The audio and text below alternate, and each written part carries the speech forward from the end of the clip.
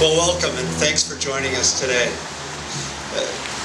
One of the real privileges of being with BC Transit is actually sharing in the proud history that we have. Proud history in being leaders in leading innovation, looking at new transportation options. If you look at our history in terms of the first ones, to look at the introduction of the low-floor bus, the use of the hybrid, the first double-decker hybrid bus, the largest hydrogen fleet in the world, and now looking at the, participating in the demonstration for the battery-dominant bus. As we continue to look forward into the future and what we can do to make transit a more innovative, attractive, and sustainable option for people, this is the type of technology we need to look at.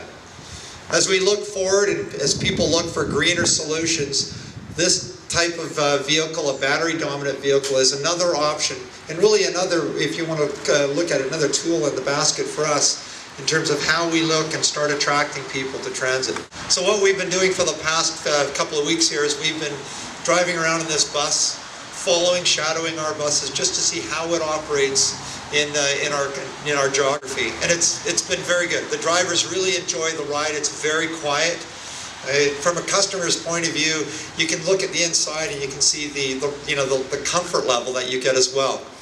It really is an opportunity for us to look, as I say, to the future and see what we can do to participate in making transit more sustainable. This particular bus built by Proterra was funded in the U.S. by the Federal Transit Administration under the National Fuel Cell Bus Program. The purpose of the National Fuel Cell Bus Program is twofold. One, to get transit agencies throughout the U.S. used to working with hydrogen technologies and familiar with the technologies themselves, and two, to grow an industry in the U.S. to build these buses and provide these technologies to the marketplace.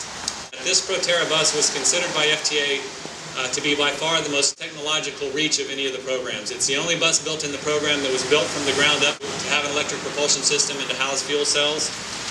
It's got a composite body that was designed and built the first time in this vehicle. It's got an advanced drive system. It's also got advanced batteries that had not been in a heavy-duty vehicle prior to this. Of all the advanced technologies, the fuel cell technology from Hydrogenics probably had the most experience on the road of any of them. So, given that it was the farthest technological reach in the program, we're very proud that we were the first under contract in the program.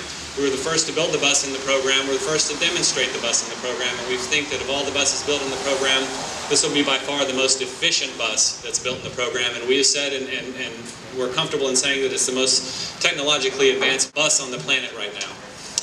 And in closing, I would like to point out that this is the Alpha bus. This is the first bus built. It is the prototype, number one.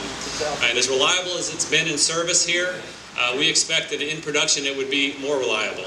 And as efficient as it's been in service here, we think the production model will be more efficient. This bus operating in a normal start and stop operation gets about twice the fuel economy of a diesel bus. When we had it at the federal test facility back in State College, Pennsylvania last March, testing for fuel economy on all battery, this bus got between 16 and 25 miles per gallon on all electric. So you combine the two with the electric with the fuel cell, and you come up with the best of both worlds. The fuel cells are by Hydrogenics, as was mentioned earlier. They're a Canadian company, and the fueling system was designed by Fab Industries. And finally, the master control system by Continental VDO. When we designed this bus, we wanted it to be the most advanced bus on the planet, but yet we wanted it to be something that a maintenance person and a driver, when the driver sits in that seat, it needs to be like the bus that they're used to driving.